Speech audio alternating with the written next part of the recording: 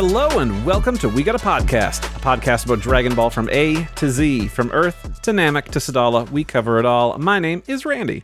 My name is Doug. And I'm Super Majin Ken. Hey, there we go. We're the world's strongest under the heavens trio de dangers here every other week to talk your ear off about fights, goofs, and everything else in the Dragon Ball cosmos. Doug, tell me how you're doing. Doing great, buddy. Got some games from Black Friday that just now got to me because I don't have Prime, so I had to use the normie shipping method. So finally got them. But I got Armored Core. Is that what it's called? Yeah, Armored Core 6 for $20. I haven't played it yet because I've been playing Elden Ring. Got that for $20 also on Black Friday, and that's a journey that I'm very, very, very, very early on. I finally finished the tutorial part, and then I just got my horse, and so I'm still like hanging around the area where you get people who play the game.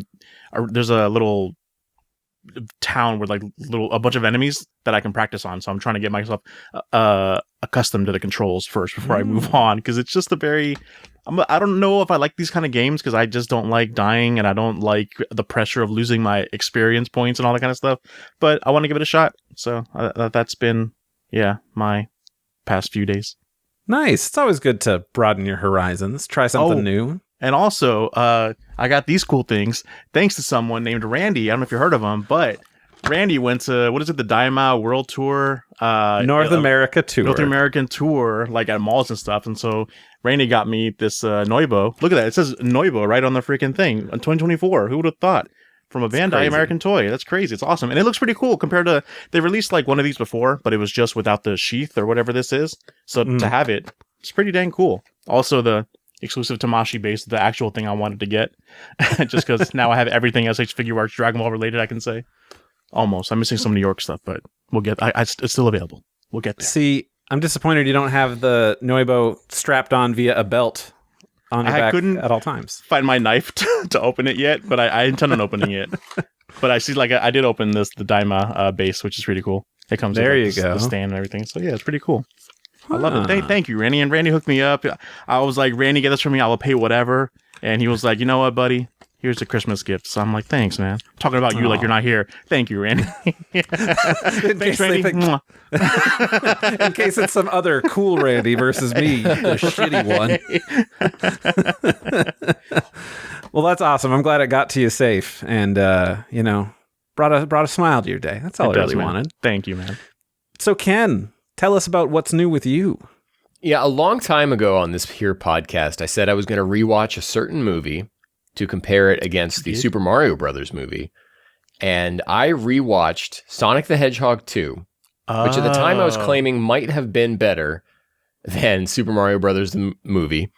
I don't think it is, but it's good. I like it. It's better than the first one, of course. Yeah. But it is. I never saw the second one. That's not going to stop me from seeing Sonic the Hedgehog 3 in theaters, which will be only the second movie I've seen in theaters since COVID started. That's right. Oh, it was this one in like Ace Ventura, Pet Detective or something?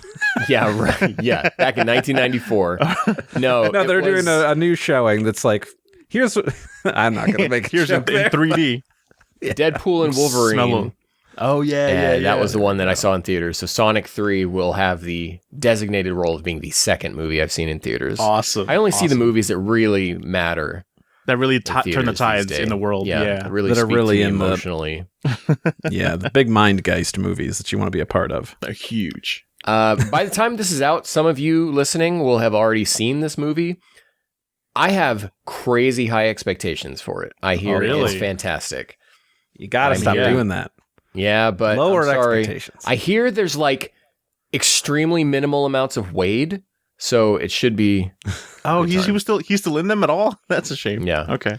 But we have kind of hinted at this on this podcast and on social media as well, but we are going to be doing a Tenchi podcast here coming up soon. Yeah.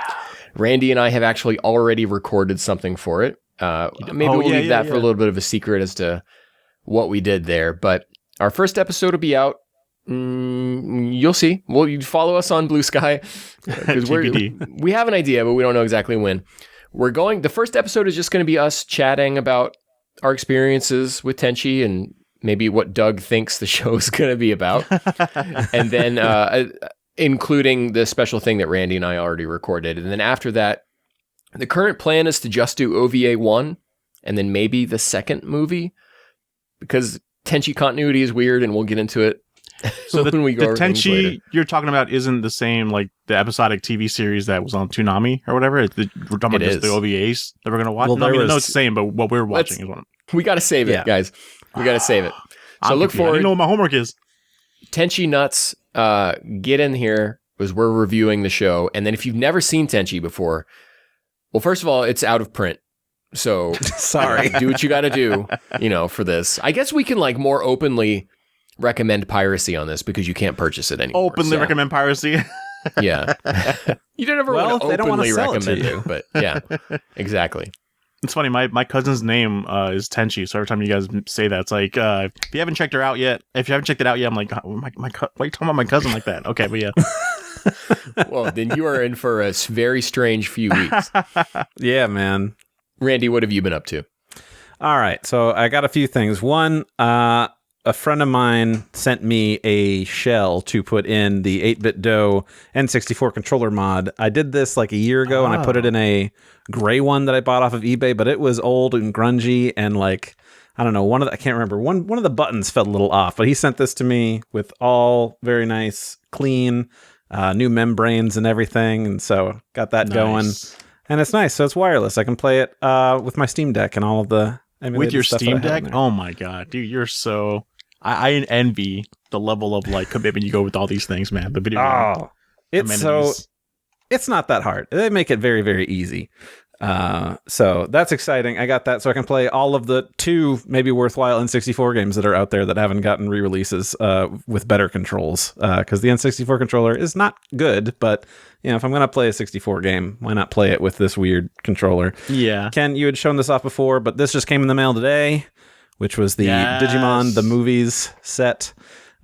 Since I already had it in the mail and I was waiting on it, I procured it other ways, and I've watched the first 2 movies already with the new dubs, and they're fun. I really like it. It's exciting to see what jokes they kept, and things like that. I'm surprised, the little scenes that we missed. I'm surprised at how well Joshua Seth can still do that role. You can hear his age for sure. Oh yeah. Which one is he? Tai. Okay. Versus Mona Marshall, who is knocking it out of the park for Izzy, still the same as she did in 1999. So like, yeah, she knows what's up. Do they still do like anime? Because I feel like I hear their distinct voices sometimes like trickle out in some anime, like recent stuff. Or maybe I'm watching old stuff for the first time now. I'm like, oh my god, that's their voice. You can't like not hear their voice. Right. Mona Marshall's done a lot of stuff, but I think Joshua Seth, I think he left the industry for a long time. I might be wrong on that. So it's just great that he came back for this, though. That's awesome. Right. Yeah. So it's exciting. I like it. And, it says Collection 1 on the side. And I can only assume this is selling gangbusters. So hopefully we do get further movies. Because I really liked movie 4 the first time I saw it. And I'm excited to see that in a higher resolution than what's available other places. So it's good. I like it. And then finally, Sparking Zero got a big update. Huge patch like a week or so ago. Did it? Balance changes. You can now play all of the stages in single play in like couch co-op or whatever it is. Local multiplayer is the word. Oh wow! So it was always possible. I haven't tried it out. I would assume because the big thing was like the destructibility of the environments. Like having to render that twice was an issue. So I assume it's just less destructible or something like that. But there's a great Mega 64 video called Playdate. And to me, it is the most evergreen video they have ever done. Comes out April 1st, but when's the play date? Yeah. 3 months after that. For those who haven't seen the video, first of all, it's going to be in the comments on both the YouTube and Spotify versions of this. But it's a video with the conceit is that you don't buy a game when it comes out because the game's not truly ready to play at that point. You wait until they've, at this point, like fixed the game, and then that's the play date. Dude, I forgot how long it was, but like when GTA 5 came out on PS3, I'm like, oh yes, can't wait to play this online with friends. And then the online like took months to come out to be released for that. It's ridiculous. Yeah, I mean that's games for you. But the nice thing is that now they can patch them and make them better than when they had nerf, issues. Yajirobe? Oh yeah, that was in a patch like 3 weeks after the game came out. Oh wow, okay. Now it's like all of the instant spark abilities take an extra stock to activate, and you can't spam energy blast like the people have been doing in the world tournament that Bandai Namco is holding. I'm glad I didn't like go all hard in the beginning though, because I would have got used to those like spamming or those cheap ways to do, just thinking that's how you play. But now that it's all fixed, now I can actually learn how it intended. As long as they don't, patch it again, but whatever. But yeah, I do intend on getting back to that game. But now I'm Elden Ring in that world now. So let's see how long it takes me to get out of there. Yeah, and they're going hard on it. Like they added a whole new movement mechanic that wasn't there before. Okay, interesting. So, they're still at it, which is great. So Sparking Zero gets better and better every day. Check it out. But we're not going to talk about Sparking Zero anymore. We got other stuff to talk about, guys. We're super in Daima mode here. So this episode, we're talking episodes 9 and 10 of Dragon Ball Daima, the two most recent ones, according to us, because time and editing and all that other stuff. So you've seen 11, but we haven't, so don't spoil it for us. So what is Daima? Of course, you know this, but just in case you haven't, it's the newest anime series, started in October, and it's the most Toriyama involvement quotations. That's how they market it, but who knows? Because, I don't know, things can be weird. And it takes place a year after the fight with Majin Buu, and Ken's going to give us a recap of what happened in the last few episodes. So Ken, lay it on us. Last time on Dragon Ball Daima, after dodging the military police at every turn, Goku and friends finally make it to their first Dragon Ball, leading to a face-off against Tamagami number 3. Pushed to Super Saiyan 2, apparently, Goku locks in to stand victorious against the mighty Mecha. Meanwhile, Dr. ARINSU makes her move to create a modern Majin, enlisting the Great Witch Marba, Buu's true creator, to achieve this goal. What new terrors does the Doctor have in store for this Daima Wonderland? Oh, man. I love it every time. Can you knock it out of the park? So, temperature check. These 2 episodes, guys.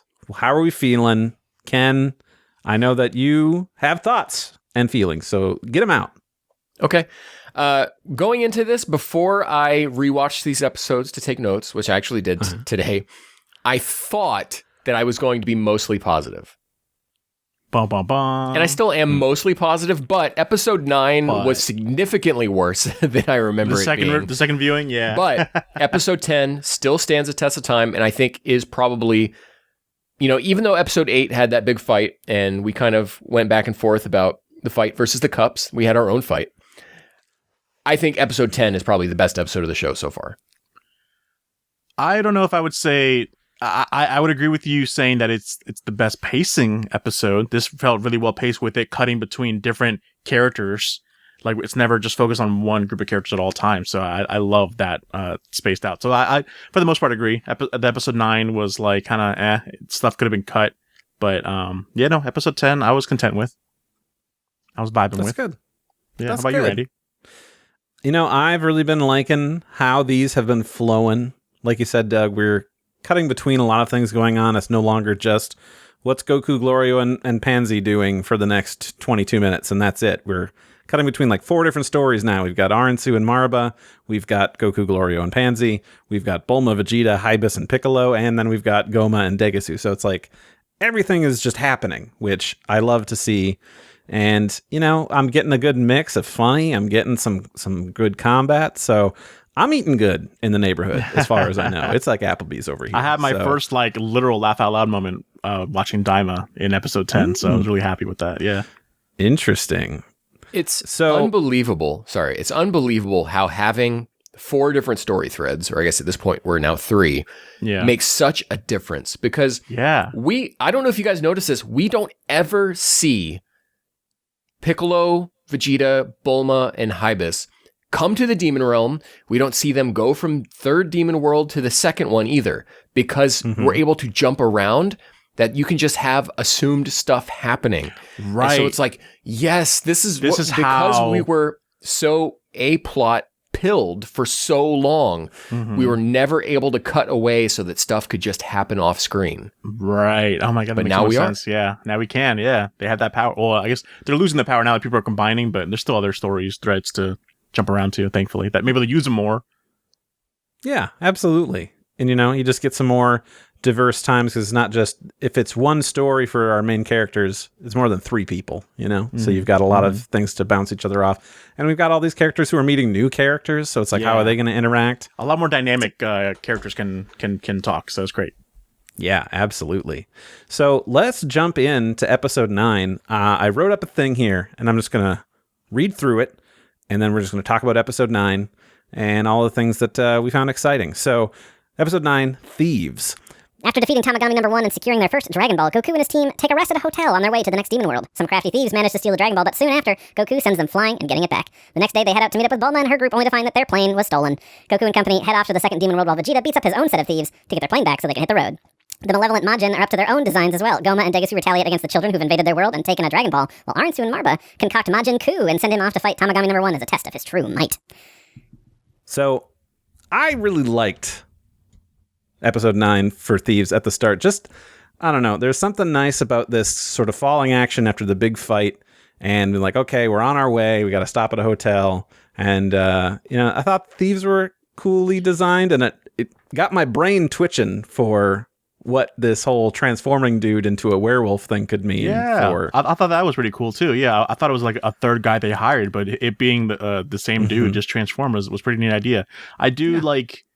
I do wish there was more of like obvious they're planning a heist kind of thing. Like there's no they missed one shot where you see the bird guy outside the window before anything, like just peeking in. Oh, okay, the Dragon Ball's there, and then they have it. It seems too weird to just be like no, and then it just grabs it. I mean, I know we're supposed to be surprised as Goku, but I don't know, something about it's like kind of a kid show when it's appropriate to, but sometimes not. Like I don't know, you know what I mean? Yeah. You could take your editing tool and you could snip out the first 8 minutes of this episode and nothing would change. Nothing would. That's the problem, is that there's no story progression, or like we didn't learn anything new at all. Like nothing, unless these thieves come back. But even then, you're still supposed to introduce a character and then also add a little like story progression to it.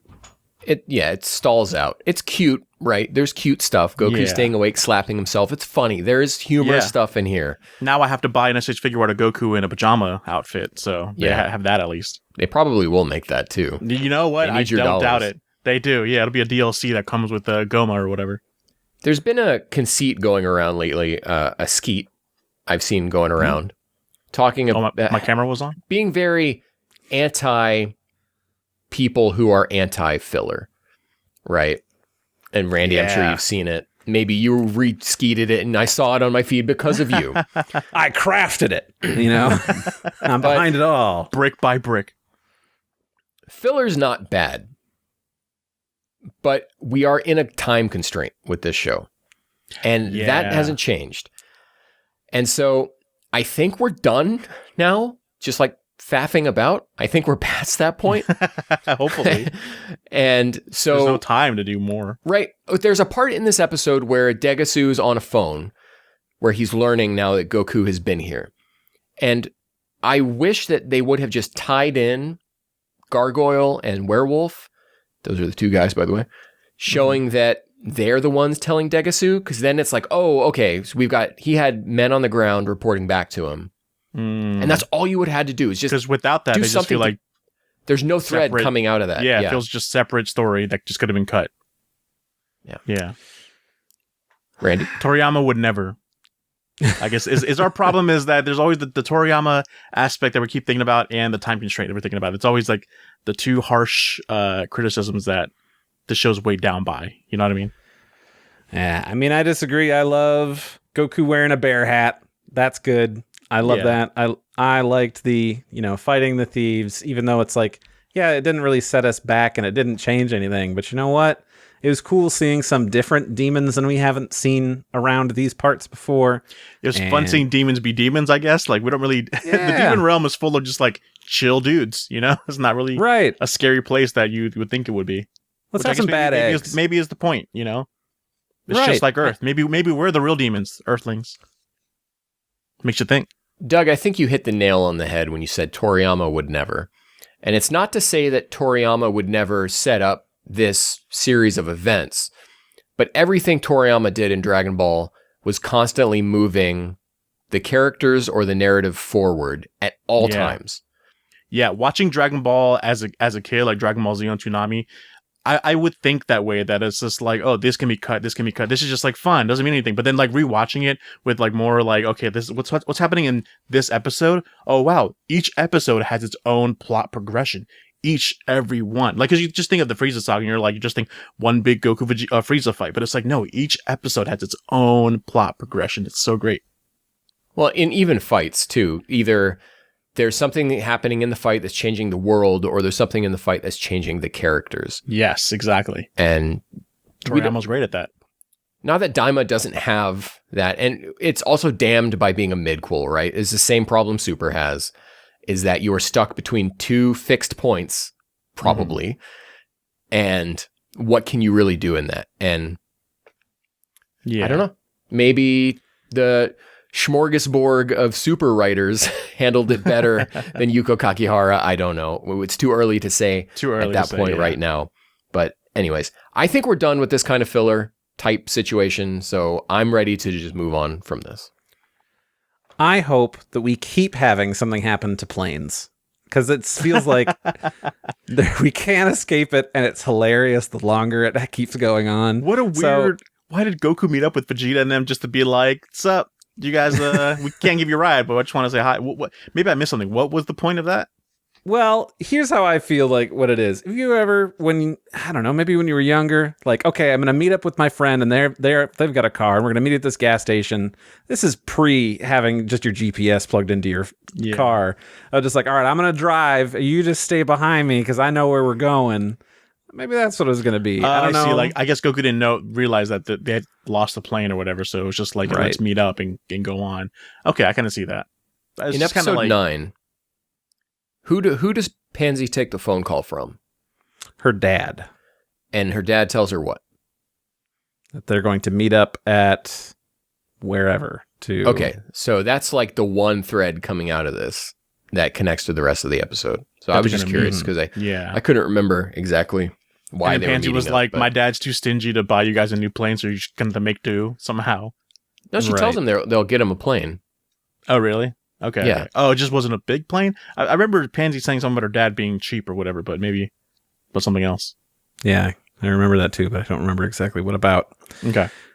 But yeah, it's just funny of just, oh, cool, we haven't had a problem with Goku, Glorio, and Pansy's planes, so it's like, oh no, ours have been stolen. in a series where Ken and I just think there's a lot of wasting of time, this also feels like a waste of time to just be like, hey, sorry, sucks. They could have been handled a different way or whatever. Or maybe like, if you're gonna do it with a gag that'll be just hilarious.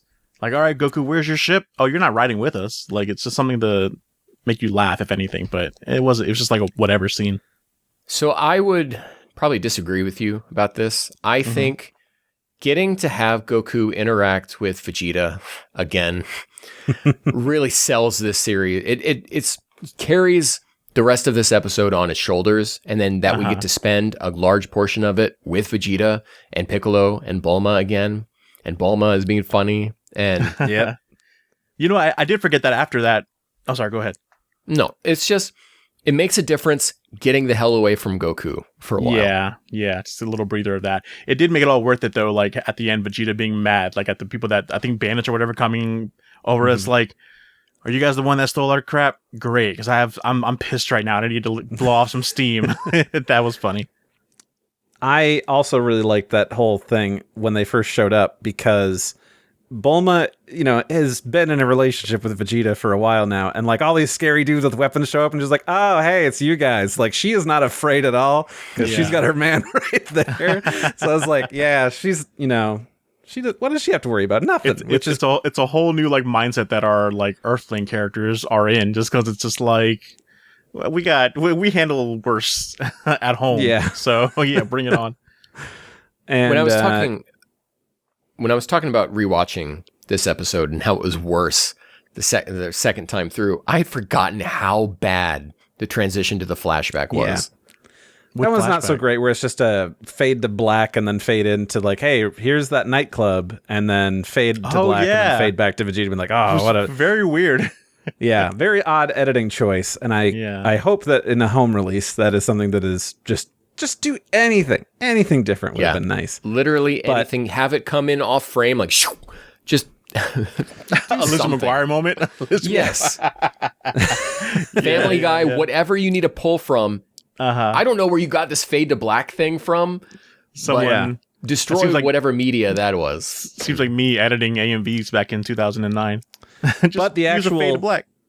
The actual nightclub fight, I like that. I mean, it's just, some colors and seeing Vegeta at a nightclub, clearly not dressed to chill out there, Yeah. It's funny to me. I like that. Not the first time we see Vegeta in a club aspect. End of Z. That's right. A good filler episode. Oh, yeah. He's always late. He's always late. Exactly. And then he gets to, fight these bad guys. Piccolo joins in for a little bit as well.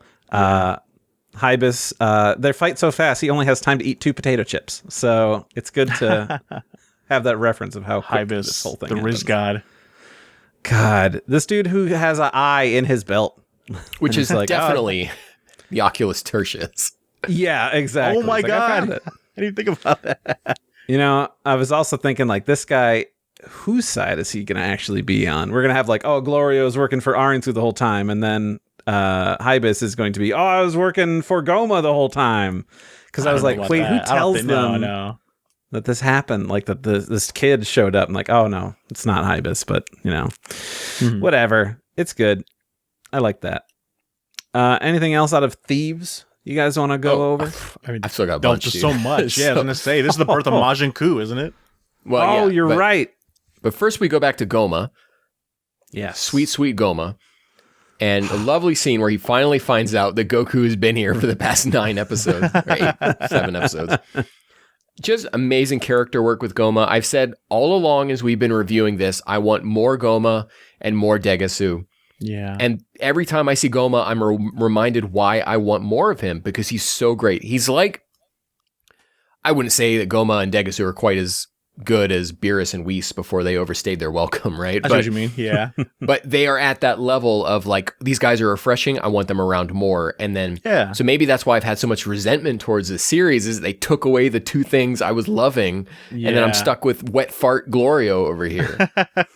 It really gives off the Emperor Pilaf and Mai vibes, like, man, Emperor Pilaf, Mai, and Shu are just a great 3 companion, where it's like the wacky Emperor, the serious Mai, and then like the just kind of ditzy Shu. It's just great. So yeah, same vibes here. I just wish there was more of them. Yeah, agreed. We saw all those faces, and then they showed off that SH figure arts for Goma. Like, he's got all the faces. Great, need that prices figure now. He does come with Nyoibo extensions for the base Goku, more DLC type stuff, but man, I actually have the tab. I have the tab open for it right now, and I'm like, oh yeah. How much is he on Premium Bandai? Like 75 or something. 75, but free shipping. $60. $60 on Hobby Genki. Yeah. But how much do they charge for shipping? If you're gonna combine with other stuff, it makes sense to do that. But if you're just gonna get this one, maybe pre-order the Goku so you get free shipping, and then maybe add that free shipping to Goma. Can you do that? Okay, great. Yeah. Yeah. The promo going on Premium Bandai for free shipping if you get the Super Saiyan Goku. All right, my plug is out. Not sponsored.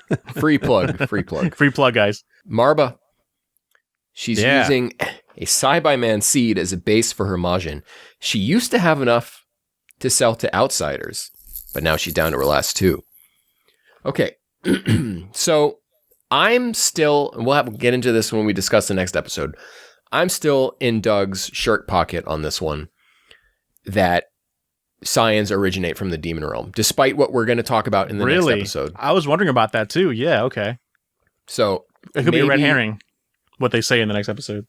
The whole lore of Saibai-Man seeds is that they are biological weapons developed by the Saiyans, right? And so then that's guidebook lore. What's biotechnology? Other lore stuff. It's genetic engineering, Doug. Gotcha. Oh, okay. Biotechnology, got it. Movie 11 reference for those of you. One of the best Dragon Ball Z movies. Agreed. Past 6, yeah. And not the last one we're going to talk about in this episode either, so look out for that. I like the idea. Cyberman is such a deep pull for them to go back to and bring back.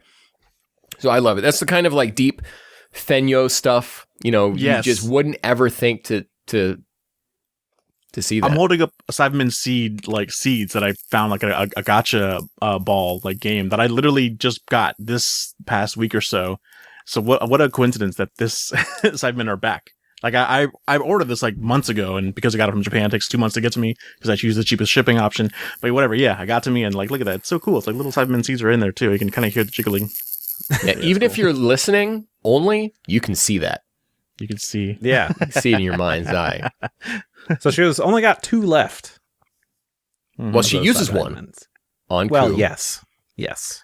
And Koo's not working out so well, so maybe we'll have to use that other one. I see what you're saying. Okay. And we know how that's going to work because when they're setting this whole thing up, they're like, all right, don't put it too deep. 5 centimeters. Otherwise, if it goes too deep, it's got too much Majin Buu influence. So one assumes they're just going to just step on it to the bottom of that barrel after everything that's going to go on here. So that's exciting. When he shows up, Majin Koo, I was like, all right, this is going to be goofy. I just know it. There's no way this is going to be like, I'm, Omega Shenron of. I was afraid it was going to be like a stoic kind of character, but I'm so glad we see in the next episode that he has some personality, and it's such a refreshing character to throw in there. I thought it was going to be another Glorio. I was going to be so upset. I didn't think he was going to be stoic, but I didn't think he was going to be what we got. Yeah. I'm happily surprised. Yeah. Which leads us to episode 10. I'm ready to episode 10. So great. We've got Ocean. Goku, Glorio, and Pansy finally arrive at the second demon world and receive everything but a warm welcome. Suddenly attacked by the military police as well as by a terrifying giant kraken from under the sea, the team is left without a plane or their supplies, but escape with their lives and their Dragon Ball. Majin Koo takes the fight to Tamagami number 1, putting on quite a show before having to throw in the towel and leaving ARINSU wondering what her next move will be. Vegeta, Bulma, Piccolo, and Hibis catch up to Goku and company and head to the Namekian homeworld where Shin/Nahare explains the creation of the universe and the history of the demon realm. Just as the team finishes their rest and boards the plane for takeoff, Neba emerges out of nowhere with a sinister grin as he approaches the plane. Creeper. Total creep. How long has he been there? What did he listen to? Oh, Neba the Namekian. Yes, okay. I was like, what? Yeah. How did he get there? Is this the first time since episode 1 that we've opened without Goku? We opened without Goku? How did it start? It starts with Koo. Oh, that's right. That's right. Maybe. I don't know. And he's just... Yeah, you're right. Episode 1, because it's just all Degasu and Goma for the first half. Mm-hmm. Yeah. And this just goes straight into it. We don't have to see Dr. ARINSU talk to Koo and then watch them travel to Tamagami 1. Yeah. This show is like, hey, remember those 9 episodes? We're not screwing around anymore. All right, episode 10, let's go. Let's do it. Full throttle, Charlie's Angel. I mean, it really is kind of playing into the whole episode. It's 2 episodes in 1 is kind of what it was meant to be, because this is like a direct continuation of where we just left off. Here we go. The pairs theory continues. I'm gonna do my thing. I hope people don't hate me for this. Like, I'm gonna do how Doug would have done this part of the segment of this series. But I'm no better than the writers. I'm just like throwing in my 2 cents of how I wish things would have happened after the fact of seeing what it is. But I wish we would have first been introduced to this giant monster from the water with Goku like warning the other guys. How much of a surprise would it have been if like you just see Goku like making faces and like, what is he doing? If we're just as confused as Vegeta and them in the ship, what is he like warning us about? And then the reveal of the monster comes out. Because then everything before that, you can cut out and you wouldn't need, because you would assume, oh, Goku's already fought this thing and is warning us about it. And then here's our introduction. We save 8 minutes or whatever it is. You know what I mean? I don't actually. I'm a little confused, but yeah, I don't agree at all. But because what happens? What happens? They're just flying. They get shot by some guys, and then the monster almost eats them. Oh, there's one part that again, how Doug would do it. I thought this was gonna be the introduction of Goku realizing he can use instantaneous movement again, saving Pansy from inside the mouth. But he's already used it. He has already used it? Okay, then maybe this should have been... Maybe they should have not, and this would have been the first time. Or maybe like introduce some kind of like... The way Goku saves Pansy is so lackluster. It's just like, he just does. He just grabs her and he makes it out. There was no like, maybe there's a burst of like a new form that he needs. Like you see a glow that we don't ever see from Goku, a color before you don't see, and he grabs her and then pulls her out. You know what I mean? Like something, but it's nothing. He just goes in there. Oh man, I think they're dead. No, they just fly out of the mouth. She was pinned in that spaceship. There's no way without instantaneous movement you could have gotten them out of there. The only point on this I agree with you on is that the animation of them escaping the mouth is done poorly. Nothing. Like just come instead, out of a little black book. Yeah, like in previous, you would think that there would be like a bulge, and then it would be like, and then they would break out from that. Like there would be some build up to them getting out, but no, it's just like when they go towards the camera. The camera just zooms them in. It just zooms in like scales a phone, it up. right? Yeah, but I like it of them going back in, and no one understands why Pansy goes back in. Right. But she's the only one thinking of the Dragon Ball. And so for like talking about moments of character importance, right? Like this was an important character moment for Pansy to go and do this. And so I really like this part, actually. But I would have liked it more if it was instantaneous movement for the first time.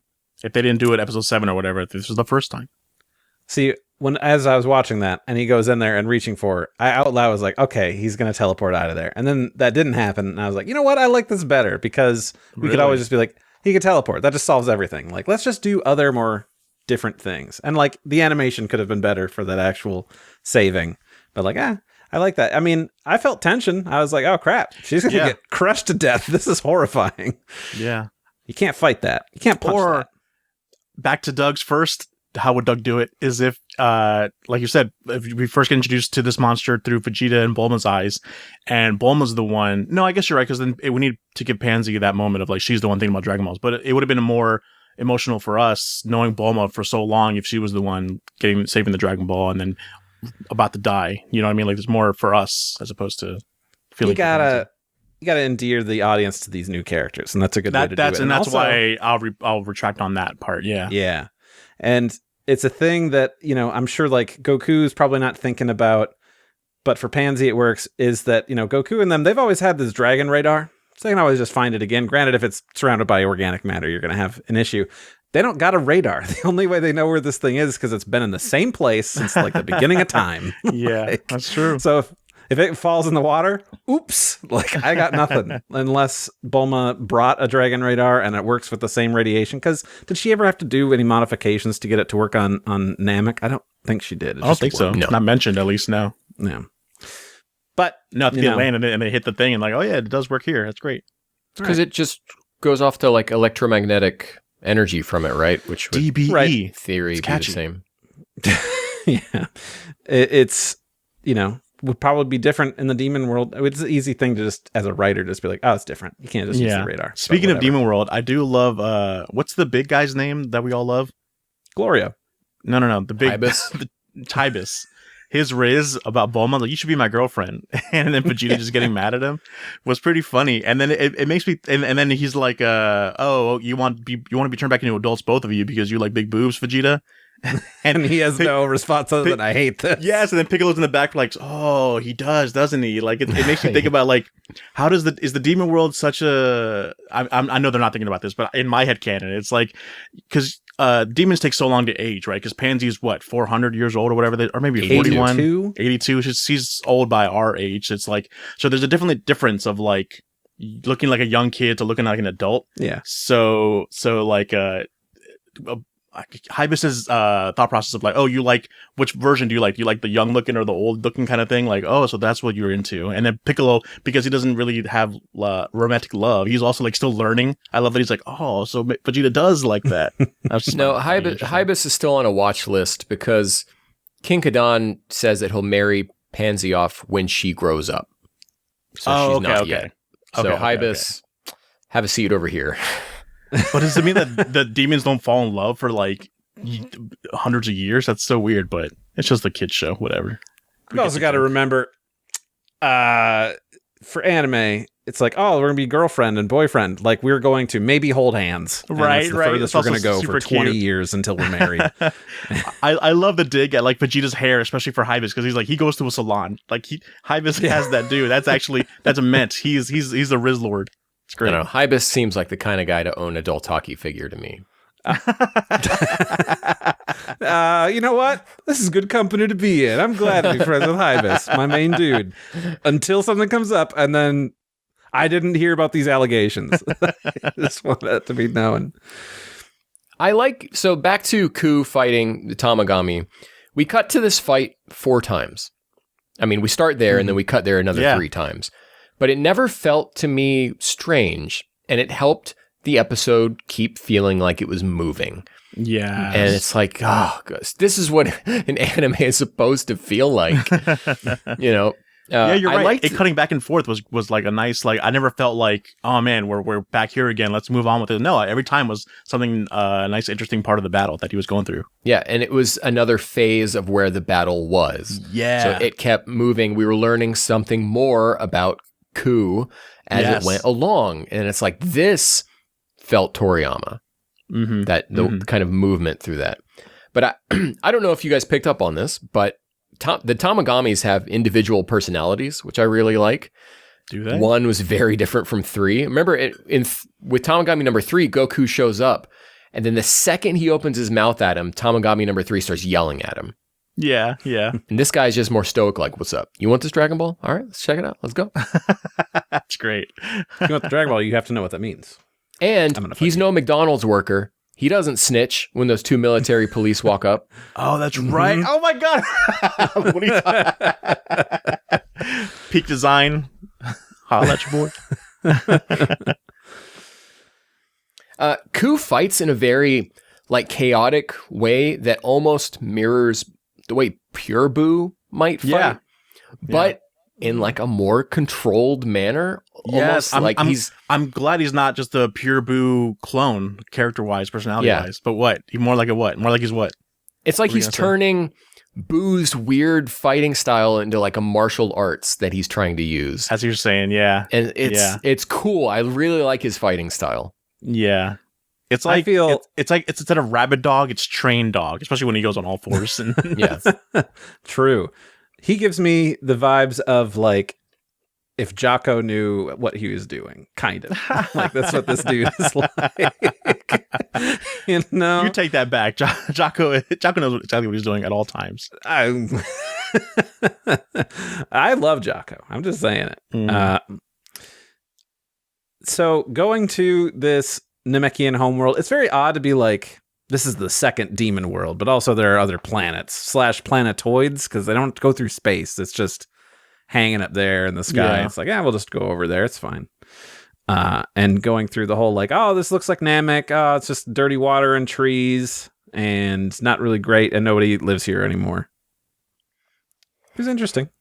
I liked when they got there and Piccolo's standing there and they're like, oh, this must feel, how does it feel? And Piccolo's like, well, I've never been here, but it does feel familiar. And I'm like, yeah, it feels familiar to me too. Yeah. It should feel familiar to all of these characters. Namek. We've all been to Namek. Of course it does. It was cool. What a cool shot of like Piccolo's feet though landing on Namek. Like something about that for me specifically felt very nostalgic and very like, whoa, this feels right. Yeah. In a weird way. We kind of have already had that moment with Piccolo when he lands on Namek. Not a feet shot for free. Well, we might have seen his feet. You got to go back and check the tapes on that one. Maybe. This one meant more because it was like, I don't know. I forget. I'll have to check. I'll check the feet. Speaking of being back on Namek, I can't really put into words how good it feels to be away from those pink-red skies of the third demon realm. And just the desert ground. Yeah. Just casting a pink glow over everything. Like you don't realize until you open a screenshot in Photoshop and you look at like your color curves and you move that red curve down a little bit, how over reddened and pink everything was on the third demon world. Yeah. Eyes are no longer bleeding is what I'm saying. Yeah. It does look nice. It's nice and refreshing. Although, I don't know how long we're going to be in the second world because they're like, oh, we're here. And you know what? We're not very far away from the second Dragon Ball, so let's just go. Next episode, we're fighting Tamagami 2 already. So yeah. And I mean, if like the Namek planet is all desolate anyway, besides of the old Namekian guy anyway, so there's no point to hang around there. And Shin is like, not interested in the Garindian place. Let's keep moving. I get it. That place also has nothing for him. That's going to come back. There's some Chekhov-y stuff going on with those trees that I think we're going back. Speaking of the Chekhov bugs that Goku has he has 3 of them, I guess. 3 different kinds the revival bug and the fusion bug probably, and I forget the other one, but yeah, definitely something that's going to come back. Isn't it weird that Goku doesn't like the taste of bugs, or is it just because it's Demon World bugs? But he grew up eating bugs, didn't he? Living on his own on Mount Paozu. He was all about that fish. He can eat. Well, he would eat stuff that looked gross to us as the audience, but he was totally fine with. But now he's being grossed out by bugs. He was eating fish and coyotes, and I don't know if maybe it was just in filler that Chi-Chi cooked like weird stuff that was. Oh yeah, I guess you're right. Goku. Yeah, weird Mount Pao's fermented lizards and whatever they were eating. Yeah. True. I like that Goma is now actively watching Goku because it means at any point we can cut back to Goma now. Yeah.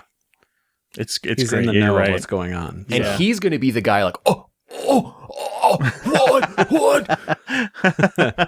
Yeah, he's gonna watch that second Tamagami fight with Vegeta and stuff, and be like, "What? I didn't know that they were kids. They were supposed to be harmless." He's gonna be Super Saiyan because we didn't see Goku transform to Super Saiyan, right? He wasn't watching them at that time. No, because we still get now. Oh no, I guess we did. We see him watch it during the Dragon Ball Z clip show from the beginning of the episode 1. But he doesn't know that he can still do it.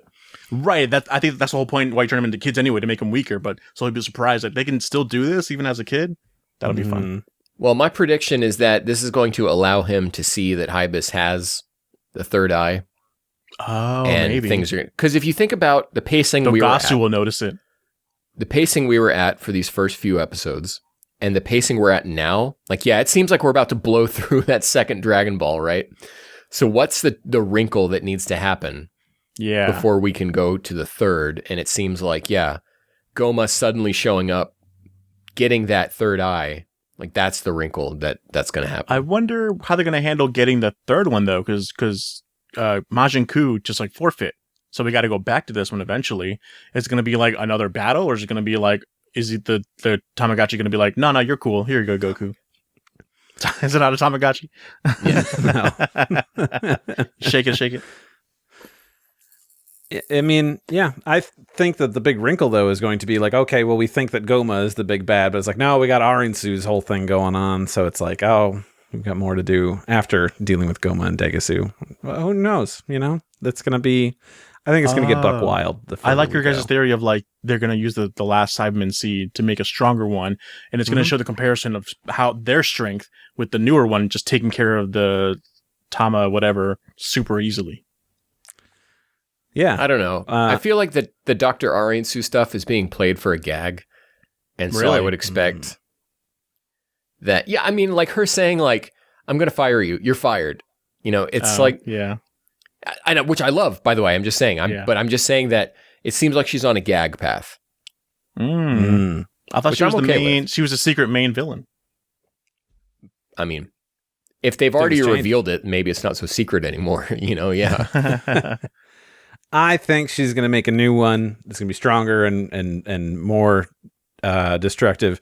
And then Koo is going to be you know what? I'm going to go over with these goofballs, and now I'm friends with them. Yeah. That'd be and cool. then I'm going to go to my own place at the end of this whole series where you don't see me again in Super or GT. Yeah. True. Koo goes off screen. It turns out he was, what's his name? Marisu all along. He was Marisu with the nipples. Yeah. Nipples? What manga were you reading? Yeah. You think of Monaka. Yeah. I'm thinking of Monaka. Yeah. It's not obvious by all this. I had trouble with names. I'm sorry. So, do we want to get into the big shakeups that were in this episode? Specifically, lore stuff? In just a moment, because I had to do some research when I was typing up my notes. Because they say, they cut to a very well-drawn Frieza. And then they cut back and they say, they must have taken trees with them to rebuild their new home, like here. I can imagine it was quite an effort to do. And then Goku says, he laments, but Frieza destroyed all of it. So I was thinking, don't we see Ajisa trees on New Namek just 5 years after destroying Frieza? I'm pretty sure. And the answer is the exact same. The answer is no, we do not. What? Really? In the manga, when Goku in the Cell Arc goes to New Namek to retrieve Dende, there are no Ajisa trees anywhere. No. There in the anime there are, but in the manga there are not. There are these fern type plants, which could be something different or could be young Ajisa trees. Because then 7 years later, now 12 years since Namek was destroyed, I'm just going to hit the microphone a whole bunch. 12 years later, we have adult, mature Ajisa trees. Which is meaning that, possibly. The wrinkle in that is that in Super, in the Moro arc, when we go back to New Namek, Toyotaro includes both. Which could just mean maybe they were doing a new crop of trees or something. So it's just a crazy, because I was as sure as you guys were that there were Ajisa trees in the Cell arc. And I was coming in here like, why would Goku say that? He saw the Ajisa trees. He knows it's only not that hard. Yeah. And I pulled the manga. And not in there. I pooped myself. I couldn't believe it. Can't believe if Toriyama thought that. Just like thought to like, no, these trees were special to that planet. It wasn't something that they can. Oh, wow, that's great. It's such a crazy detail, and quite possibly no one else has ever noticed this before because the anime overlooked it. Right. Movie 6 overlooks it. In your mind, you're just like, I mean, why not? Whatever. Like it's yeah. Wow. Okay, so, that's great. Continuity, baby. Good eye. So we can now talk about the rest of the lore, which is suddenly not going to seem as interesting as I know that was the most like mind-blowing thing. So I have a thing before we, oh man, when do I want to bring this up? I'm just excited to bring something up, so maybe I'll just wait a bit. But we have our whole universe creation thing. And I do love that Nahare Shin, I don't know, I'm going to pick which one I want to go with eventually, is like, oh, I can explain all this thing. It's a long story. Is that okay? And Goku's like, I don't want to hear this. Can we just go? There's a lot of anti-wiki behavior in this episode. With Hybis finding out that Goku has 2 names, and he's like, I don't care. Excuse me, some of us care very much. And I would like them to keep talking. So we get introduced to a whole new set of things. We have the Supreme Demon King, who we don't have a name because it's not Abra. They bring him up again later. With a different look. The good one. The good great demon king, Yoki Daimao. They specify good with Yoki, I guess, because Kaioshin says that all of the great demon kings have been self-serving, implying that this is like the one who wasn't. Similar to Science, where they had the whole, a pure-hearted or like a good Saiyan got to be a Super Saiyan God in Battle of Gods. Like, that's weird. Interesting. Doesn't come up too often. Then we get immediately introduced to a Super Majin after we have this different, hierarchy echelon of Demon King. We have Super Majin Rimus. Now, I don't know if we have a name pun association with this character yet. His head is shaped like an onion. Well, Mike's assumption on the Kanzenshu episode guide is that he looks like his head is shaped like a slime from Dragon Quest.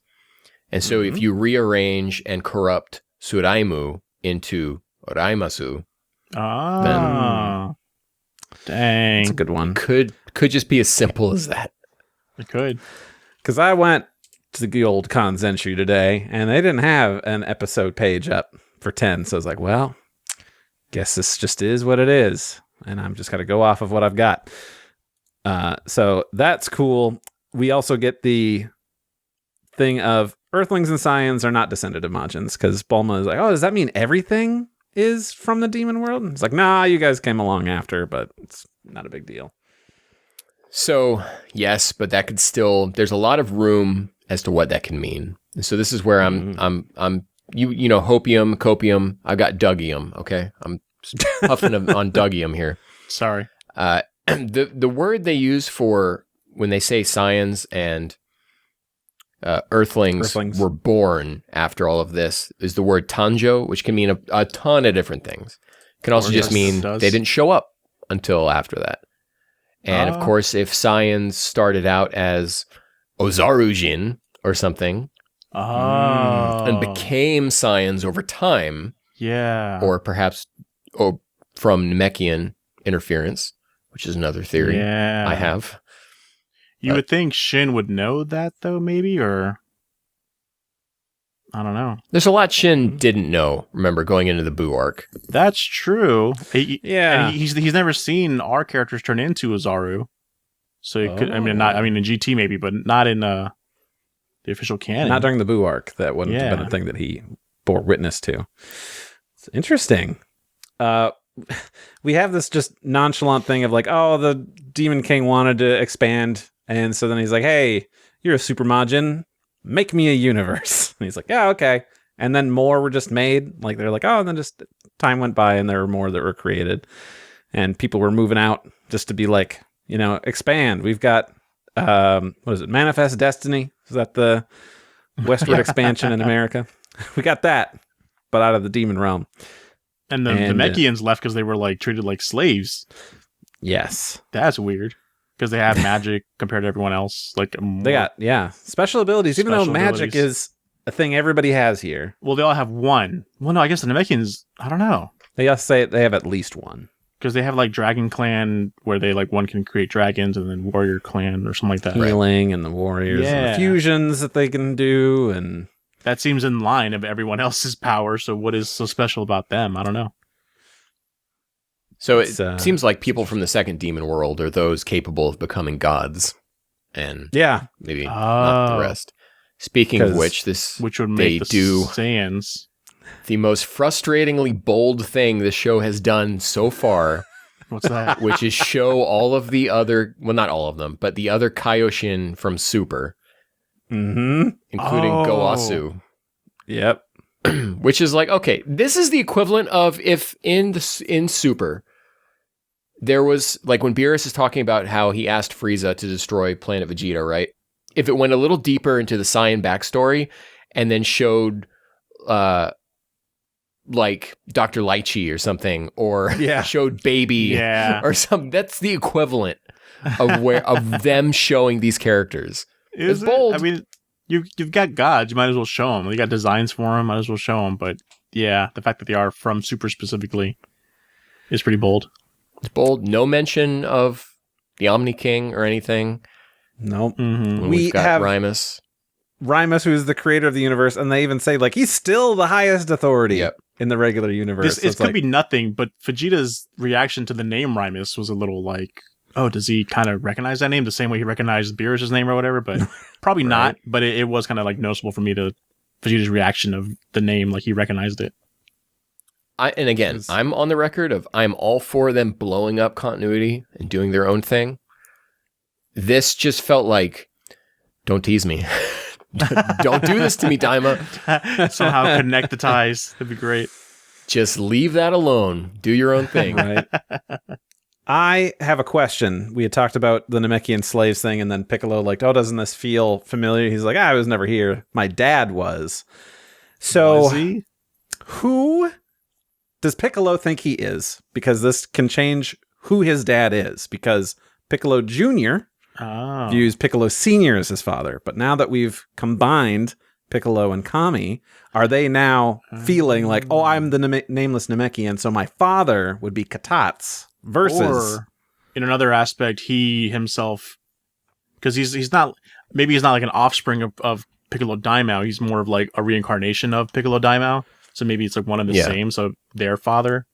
My read on Piccolo was, I think there's the one line where he says like, Father, I will avenge you or something right after being born or something. Maybe I might be misremembering that. But was it translated beyond accurately? That? I don't think there's anything that's like him referring to Demon King Piccolo as his father. I would have loved to hear him say to himself as that. I would have loved to hear him say Papa or something like. I was listening out like, how does he? What term of father does he use? No, he Randy's like, real-time fact-checking for us here. Real-time fact-checking. Okay, so there's I think the maybe 23rd. He says something when he's born, but I think maybe that's it. I'm going back here. All right. It'd Gosh, be an easy way. Thicker than I recall. It'd be an easier way to write that. It's like, I'm going to avenge my father. But Also, so I think Piccolo thinks of himself as Great Demon King Piccolo. Right. I mean, yeah, that's how I feel that it would be now. But, I just wanted to bring up, like, does this make it complicated? But no, because how it's... when he and Kami fuse, he tells Popo that he is now the Namekian who has long since forgotten his name, implying that that's true. He is that he's original Piccolo. Yeah, he's neither Goku nor Vegeta. He's the instrument of Nails' defeat because Nails just got pushed aside in that fusion. Yeah. I'll take your knowledge about the demon world. I don't need the rest of it. I wish I had your powers, Ken, where you're like, I just opened right to the page. Open it Here we go. right on the page. All right, so Aha. Father, trees. I will avenge you. Yeah. One of these days, I will kill them all and put an end to peace. It I can also be a called that. translation, easy translation, not error, but alternate. Yeah. But yeah. so I don't think that's as much of a misstep or anything. Namekian lifespans, okay? So there is some precedent for this kind of stuff. First of all, let's talk about the Emmy Award-winning video game, Dragon Ball Z Kakarot. In the Z encyclopedia part of that, it does list Namekian lifespans as 200 years, though some may live longer, okay? Because obviously... they covered their bases. because you have a lot of years to account for Demon King Piccolo because of Roshi's age. Right. The guidebooks treat the Piccolo coming to Earth as like 500 years before Namek, so about 261, I think. Mm-hmm. So that's that. The previous thing was Kami was at least 500 years old. Right. Because he landed meaning the elder Namekian was going to be even older than that. Yeah. Mm-hmm. But I think the way that Daima has kind of like a vague timeline of how long ago stuff was, seems like we're pushing thousands of years, if not millions, because you have to consider Elder Kaioshin as well. Yeah. 15 generations ago at like 75 million years or however long ago it was. Also, there's the thing about the Dai Kaioshin and the other cardinal direction Kaioshin, and where do the Kaio fit in all of this? And so I almost wish that, like, don't show me Goasu, okay? Unless you understand the full implications of what you're trying to talk to me about. Yeah. That's how I feel. I'm just, when I see stuff like that, I'm like, now you've got to explain yourself. Yeah, because why you've done this. We're not just interfering with Super anymore. We're kind of bringing about questions of the original series now with Elder Kaioshin and those others. So and how old everyone on Namek was. And so you really have to, I don't know. We need answers for this. Yeah. I wonder if they can do it. I mean, it doesn't seem like they're just, the fact alone that they're bringing back Cyberman seeds and the tree aspect of Namek trees, they've thought about this. So hopefully they thought as well how they're going to connect all this. I think we're going to see Rimus. I think them saying he's still the highest authority. I think he's going to show up at some point. I hope he's not like a Zen character. Is that the Xeno character? Well, he shares a lot of design elements with them, like the pink and the purple colors and like the blue skin. So one of the theories going around online is that he's the Omni King's dad. And if he is currently the highest authority, and Randy, I know because you love trying to tie this into Super, you're one of them super sickos, but and we love you for it, but thank you. An easy way to reconcile this is just have Rimus show up and die. And then you've cleared space for the Omni King. Ah, okay. Yeah. But I do think we're going to see him. So, okay. I really don't care about the gods and the Kaioshin. I really don't care about them. So hopefully it doesn't delve too much into their stuff. But it seems like we're going down that path. We got to go through all the guidebook and interview stuff that we've had for the last 10 years and fold that all in. I think that was kind of like the goal here. Is like, what about all that other stuff that we never talked about? Makaioshin that we've been dancing around forever and possibly wanting to do. I don't know. It's just, we'll see if they do it. And if they tie it in. I'm excited that there is stuff that they've challenged themselves with the burden of having to make this all make sense. So I'm looking forward to see how they do it. You have to think that this is stuff from Toriyama, right? Daima has become the what's Toriyama and what's not show. Yeah. And this all feels like him. And, the meme of Toriyama forgot lunch and all that stuff. He didn't. He forgot that he forgot it, but that's besides the point. Point is that he's got a great memory and he knows his world. And so if to him, Beerus and Whis and the Omni King and all of that still is in his idea of the Dragon World, then Rimus will somehow fit into that. and I have faith in that. Whether or not this is going to connect to Super for realsies or not, I really don't think so. But I think Toriyama has an idea of his world, and I don't think that he would necessarily just drop everything that he's built for Daima. This is making me think that, like, when they say this is Toriyama involvement, and a lot of the stuff that we mentioned about the series is like doesn't feel Toriyama. Maybe that isn't Toriyama's input. What his input is like this lore stuff, and even that is great because I love his world building. I'm excited. This is the kind of stuff that tickles me, right? I love lore. And I like, honestly, I it might seem like I'm complaining about this, but I like that they've introduced all this new lore that I'm like, what the hell am I supposed to do with this? You know, I like that. It's new, interesting stuff that we don't know where it's going to go. Yeah. Yeah. It's not solving mysteries. It's just kind of making some more. and for a series halfway through, this is where we should be at. Yes. They just have to also deliver on all of that. Yeah. That's going to be the real kicker is like, all right, do they actually follow through with all this, and whatever they want to connect it to, does it work out without any like, okay, but you forgot this, which, you know, screws it all up. But you know what? We've lived with the series for 40 years where we've just been like, that doesn't make sense, but sure, why not? I mean, so far, Daima hasn't really made things like not work, right? No, it has. I mean, from the very start. Yeah, Kaioshin. Yeah, Kibito and Kaioshin. Like, I mean, but that could be explained. But yeah. Well, they're confused on how it all works later for the Goku Black stuff, because... Oh, I see. Yeah. It messes with a lot of stuff. But if they can rectify it some way, sure, that's fine. But we just have to see. For the good of entertainment, because it would not have been fun to see the fuse Kaioshin and Kibito Kai as a tiny kid hanging around with Goku this whole time. I mean, it's just Kaioshin. It's just Kaioshin. But it looks weird. Not if they make him a kid, then he just looks the same, except for he's got long hair. With still wrinkles on his forehead, I bet. I think it was someone in the Concentrons channel who said that a cool twist would have been it being Kibito Kaioshin, but then no one recognizes him. And so he's with his brother and sister. It might have been even during Mario Kart. He's with his brother and sister, but they don't know it's him because he's fused with Kibito. So that could have been a cool angle, and we'll decide whether or not that was the angle they should have gone with when the series is finished.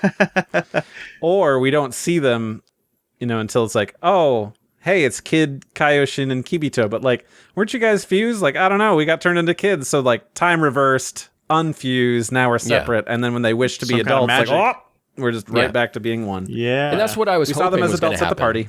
They could have fixed their problem without having to mess with things. We saw them as adults at the party, and they said they didn't like being fused. That's hilarious. Which means they're not going to go back to being fused. Right. That's okay. Unless there's another wish on the Dragon Balls for some weird thing of like undo all of this. Make everyone forget who Peter Parker is. Yeah, so everything goes back. That's the whole thing. Is there anything else we want to bring up about these two episodes before we take a little break? No. Randy, I got a question for you, big picture question for you, Randy. How did it feel that Doug and I liked this stuff? I mean, it's exciting. It makes me feel good. Obviously, there's still things to fight about. We're not entirely on the same page, but you know, it's great. Good. Yeah, I'm glad we all have our own opinions and thoughts. Oh, I don't. I'd like it if everybody thought like me. We're not just tickling the balls of Daima all day for an hour and a half or however long these podcasts go. See, I have you like that, Randy? I have to turn it up. I have to tickle those balls more whenever you guys are negative. Because, like, I have complaints. I think there are flaws. But I have to be the other guy. I have to come in and be like, nah, it's great. I got to fight off all of these allegations. You don't have to. Well, yeah, I get what you mean, though. Yeah, it's all about entertainment. The person you're listening to, this Randy, it's not real Randy. This is podcast Randy. He's a different guy. So, same thing for podcast Ken. Same thing for podcast The real Randy's the one that uses all the slurs. We'll be back in just a moment. Ken's face.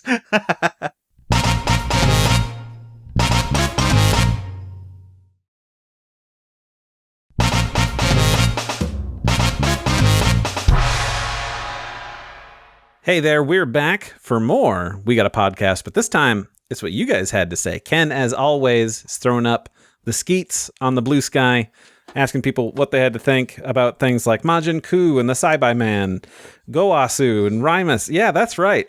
That very same tweet. Skeet. Uh-oh. Didn't mean to say that word. is up there, and you guys had a lot to say. So we're going to try to get through all y'all and all the great stuff that you had to say. So first up, we got Kai Alone, who says, Majin Coo is my precious, beautiful son, and everyone who dislikes him is wrong. But seriously, he's been lovely so far. I am feeling quite anxious that there's like a 50% chance we'll see him get boiled down into raw materials for a new Majin attempt next Friday. No. Yeah.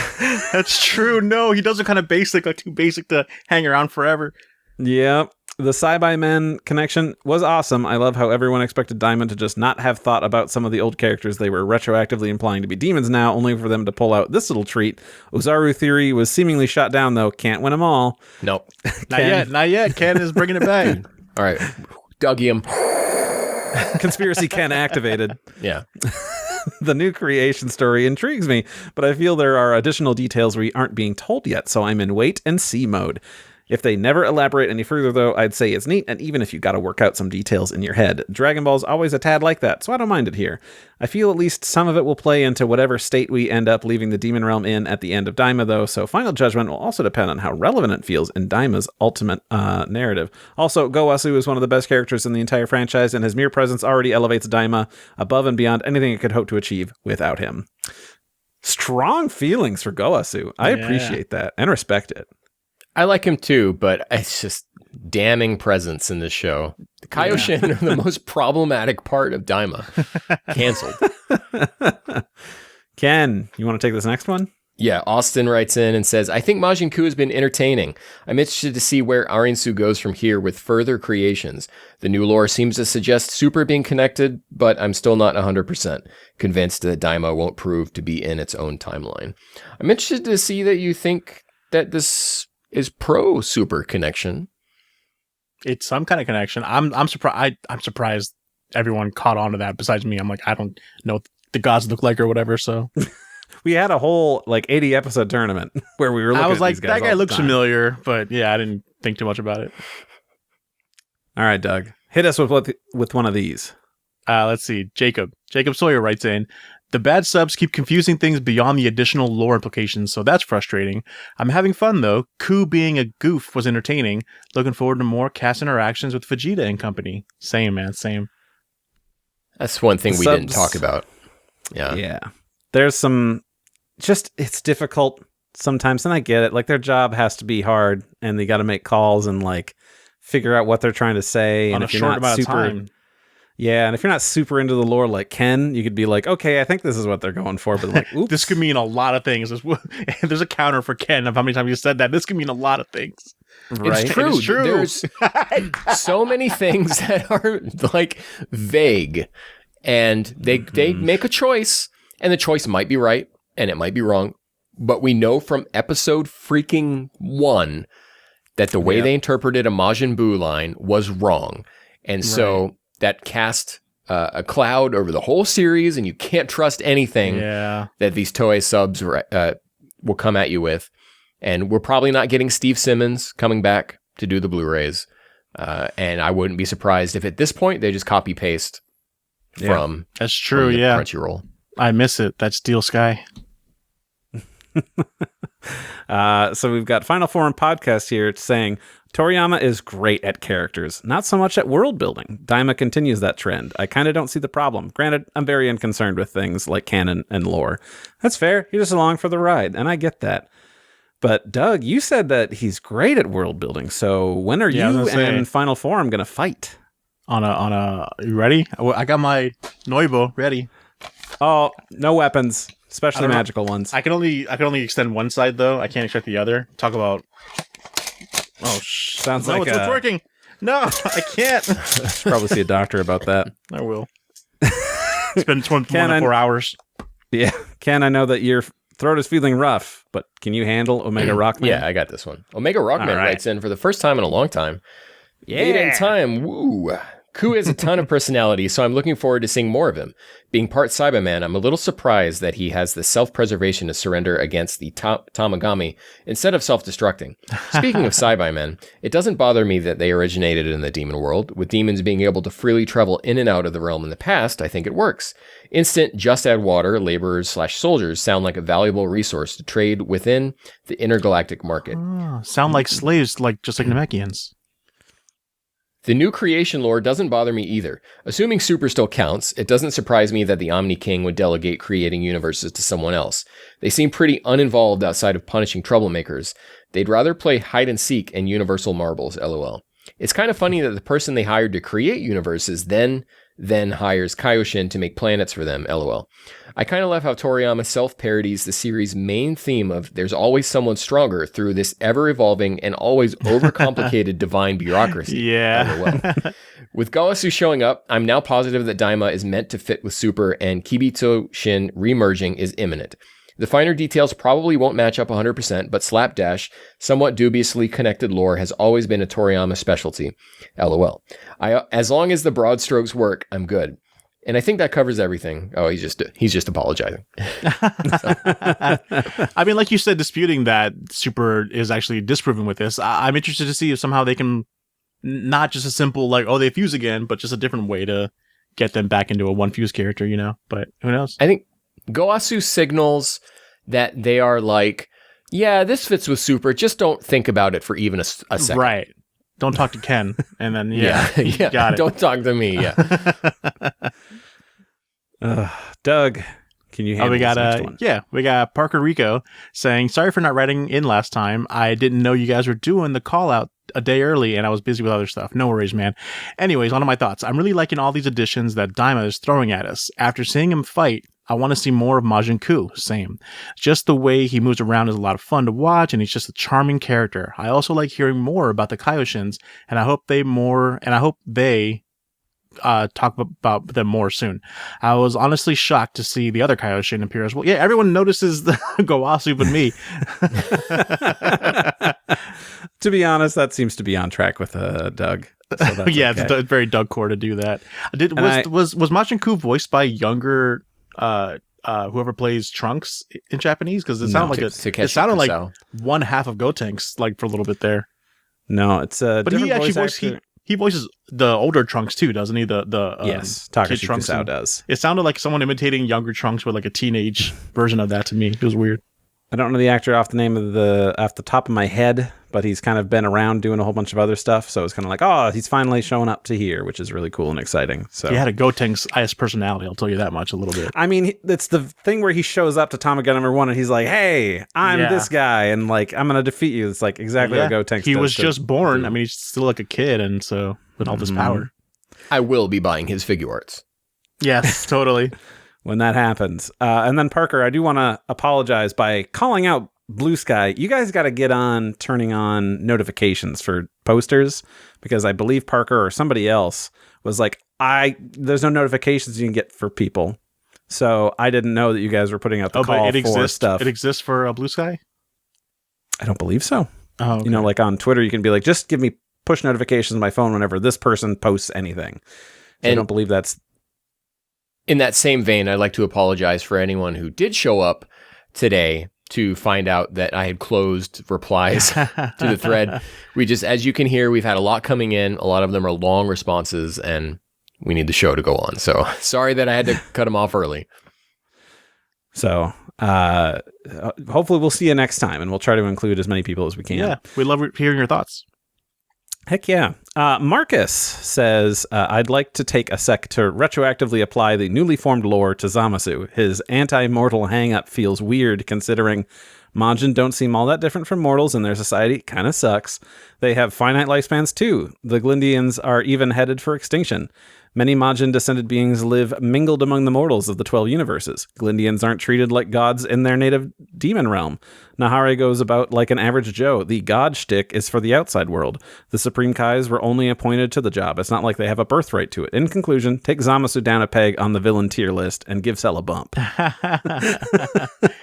You got it. Well, that's canon now. As long as this doesn't affect Dr. Giro, we can talk about it. That's true. He needs to stay in S tier. And that is never changing. Ken, you got this next one? Yeah, Jason C. writes in, says, I hope Majin Coo sticks around for a while. I'm hoping he'll be ARINSU's assistant, which will give her someone to expound more lore drops with in the future. He deserves all the karaoke and shopping sprees, but my heart tells me that he's going to get absorbed by the next creation or blow himself up. or shoot goo out of his head. Think about that. My Cyberman's too far away for me to reach. I knew, Doug, you were going to look for that. I looked over there. My Cyberman. Yeah, man. Coo, I hope you're not too long. Whatever the turn of phrase is. I hope you're around a while. Yeah, you said it the opposite way. I hope we're not too long for this world. Like, no. Well, I remember what way is like it's not long for this world, so it's gonna die soon. So I hope you're not sound like too Doug long. over here for a second. But anyway, we got just lean into it. Rockman171 writes in and says, Majin Coo is a prime example of why people need more patience when it comes to weekly episodes. Everyone was so quick to judge him as a final villain, only for him to be peak Toriyama-style goober was an excellent twist. He's shot right up there with the Ginyu Force for me as a favorite lackey. Yeah, that is true. And in one episode, no less. I think the creation stuff is all lots of fun. I think Super, specifically Toyotaro, has done a great job of fleshing out the divine world building stuff. It's why the Black Arc in the manga is a superior way to experience the story. And this feels, I'll get to it. And this feels all like a pretty natural extension of what we're seeing here. We've already got people questioning Rimus and how he can work in conjunction with Zeno. But again, I feel like some of this stuff just needs a bit more patience before we can decide whether it fits or not. The guy could be Zeno's retired uncle or his Kaioshin equivalent to Zeno as a god or whatever. We just don't know. It's also only fitting that the goat... It's only fitting that Goat Wasu acts as our missing link for that sweet, sweet Daima to Super connection. And also wanted to point out, equivalent to Zeno as a God, God of destruction, not just a god. Oh, okay, yeah. I was like, what does that mean? My super knowledge, man, it's not there. That's okay. We still love you all the same, Doug. It's I hope fine. so. Thanks. Randy, I'm surprised to see how much more of the sicko super community has got your back on this. Yeah, I was gonna say, super sickos reunite. What can I say? You know, I'm a man of the people. And the people, they're smart. That and your Dragon Ball Zero, what is Sparking Zero? Forgot the name of the game. You guys are all you there. didn't. You said it. You figured it out. I had to look at my copy of the game. But yeah. You just think you forgot the name. It's all here. And Aeon Panenko, my apologies. I love the addition of Rimus to the Dragon Ball lore. It's such a wonderful add-on to what we learn in Super. I really like how every hierarchy has a yin and yang. Zeno's destruction has Rimus's creation, and the Glin's creation has destroyer gods to balance it. It's just, yeah, everything's got to have two sides to it, and that's exciting. I like that. Then the Omni Kings are upgraded gods of destruction. And I mean, Rimus is like, no one needs to know about me in Super. Yeah. Right. If never comes up Zeno, once. if you kill Zeno, does that mean that Rimus dies? Is that the same sort of connection that's there? Well, if Kaioshin believes Rimus to be the highest authority in the universe, it's true. and not just one of the highest authorities in the universe. And also, it's important to note that when they say universe, they are talking explicitly in like a vague term, so they might as well just be saying multiverse, which is outside of the demon realm. That was mentioned, here, right? That, yeah, let's say Zeno is a dude in this continuity. He has no jurisdiction over the demon realm. Wow, yeah, you're right. So I wonder if he destroyed it like he did the Trunks' timeline, it would have no effect on the demon world at all. Meaning there's still the future demon world out there in that timeline. Toyotaro. Hit me up. Toyotaro. Hit me up. Not to do anything. Just chat and talk about Supreme shirts. Yeah. That's great. That's all good. So, obviously, you might be listening to this on Spotify. And if you are, you can, hop on over to each episode and you can see polls and comments and stuff. You can let us know your thoughts there, too. It's not just locked to that one blue sky thread that Ken makes and then locks you out of where you can't tell us anything. Oh, I'm the bad guy. Ken's the bad guy now? Okay. Yeah, man. He's the bad guy. I just got to put it out there. So if you do better about making your comments a little shorter because there's a lot to get through. And No. I'll be the bad guy, Doug.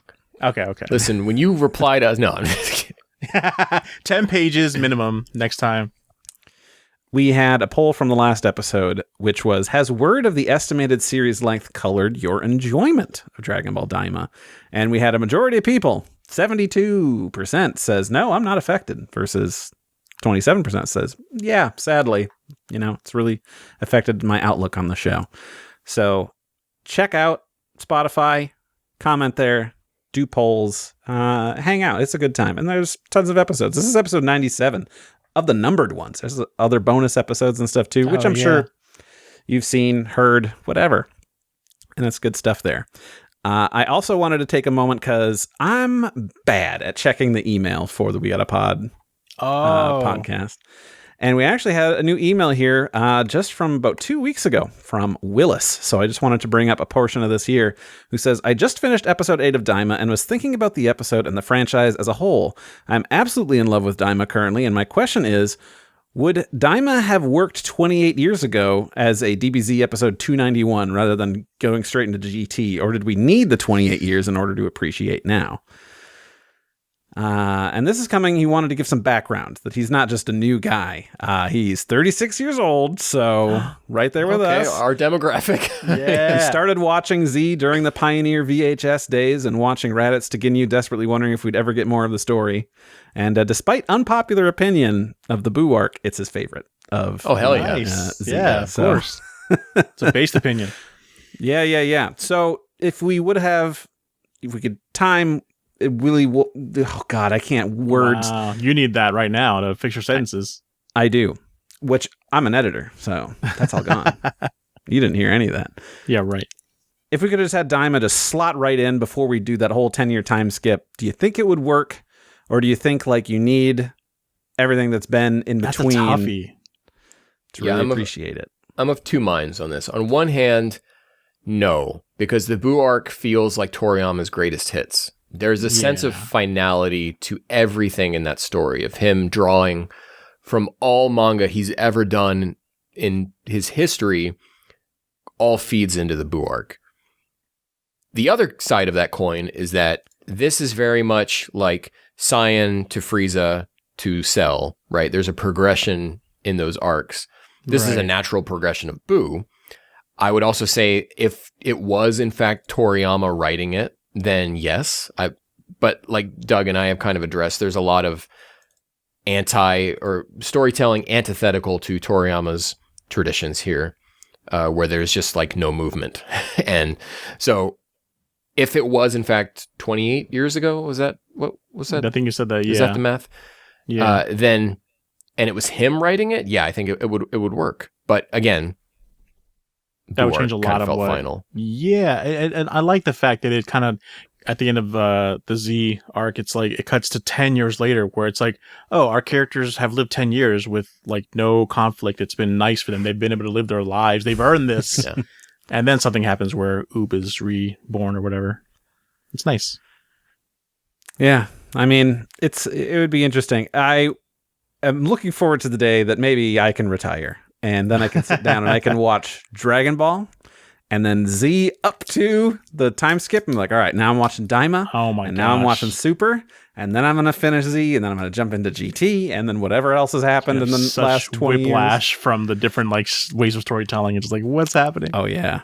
But I want it, That's going to be fun. So when you're 67, I'm expecting a phone call from you, Randy, having gone from the end of the Boo arc into Daima. And you call me up.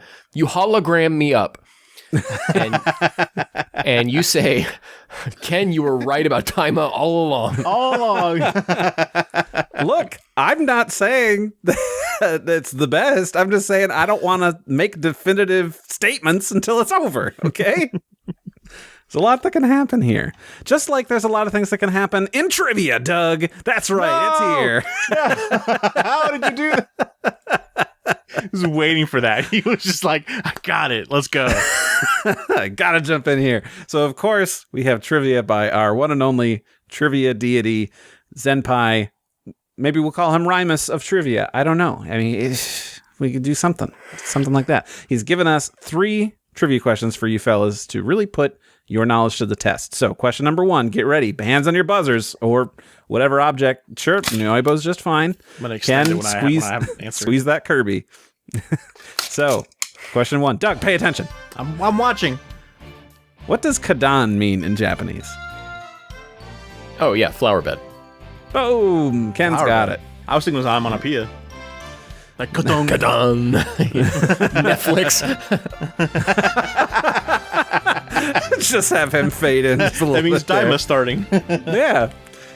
Question number 2. What is the pattern on Pansy's t-shirt when she steps out of the bath in episode 9?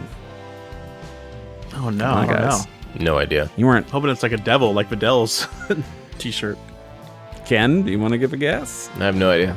Bunny? It's an angry face. So, Is it angry Doug, bunny? you're kind of close. Kind of close, yeah. Yeah. And then, final question. Pansy's voice actress, the Japanese-Egyptian Pharaoh's Eye, also voiced the main character in another big Shonen Jump manga adaptation. Which one? Ken is ready. Part 6 of JoJo. She plays Jolene. That's Cujo. correct. Wow.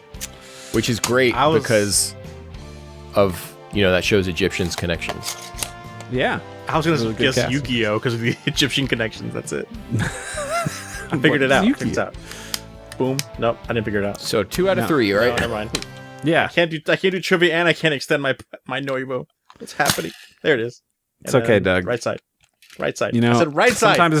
Sometimes it's just hard to perform when there's somebody else in the Under room. pressure. I can't do it on camera. A lot of people can't. So thank you for listening. We love interacting with you and keeping you in the conversation, talking about our favorite franchise in the world.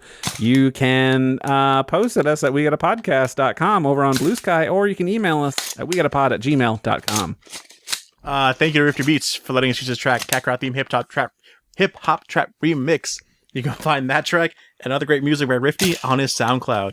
Ken, where can people find you? You can find me at detectivex.bsky.social on Blue Sky. And Randy? Oh, you can find me at saberbreaker.wegottapodcast.com on Blue Sky. And you know what? Hey, I'm sure it'll be out by now because right now it's Tuesday. This Friday, I'm recording that new Kanzenshu episode about Daima at the halfway point. So that'll probably be out by now. Give that a listen if you haven't already.